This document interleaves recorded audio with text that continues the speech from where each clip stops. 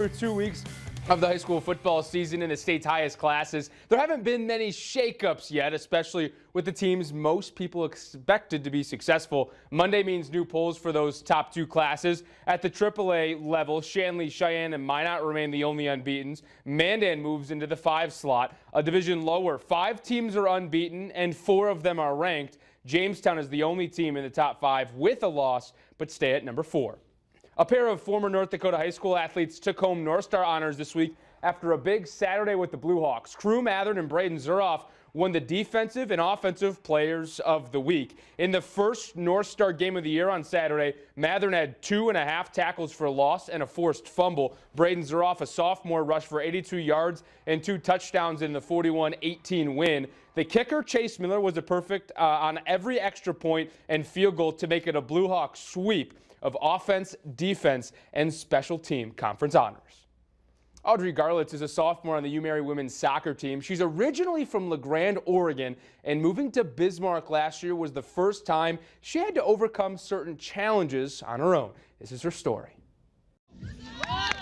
Audrey Garlitz is in her second year on the University of Mary soccer team, a sport she's loved since middle school. I just fell in love with the sport. I did cross country and track and basketball as well, but just soccer, I fell in love with it. Now as a sophomore in Bismarck, she's gotten into a rhythm. But her time with the Marauders hasn't come without its challenges. Yes, I can't hear a single thing without my implants on. Before she found soccer, Audrey had to find ways to live life while being completely deaf. We found out when I was 2.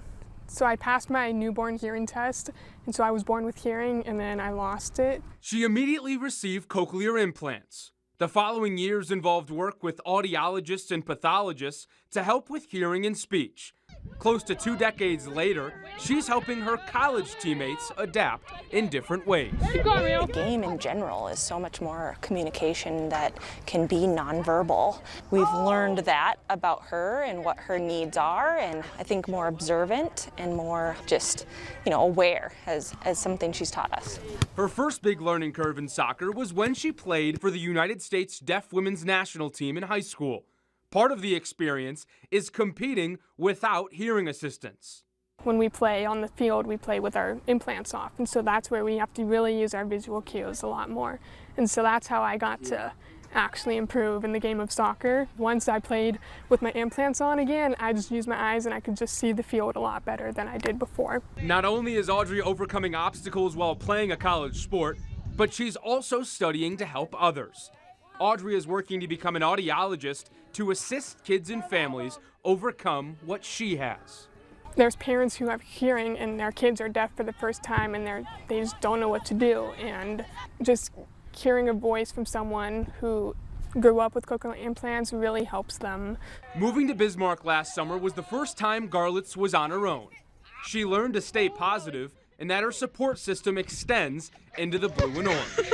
We always are looking out for each other, and Audrey, regardless of what her limitations may be, it's just another person that we're looking out for. I think that's what we do here. We're family and take care of each other. There's definitely going to be lots of barriers in the way in growing up, and so they're teaching me as I grow that you're going to deal with this stuff, so you got to fight through it. But and you just got to stay positive through it all. So. Audrey and the Marauders played this afternoon against MSU Moorhead in their first Northern Sun game of the fall, and Mo Malone scored in the 18th minute to make the difference and win 1-0. That's all for sports. We're talking more weather after the break.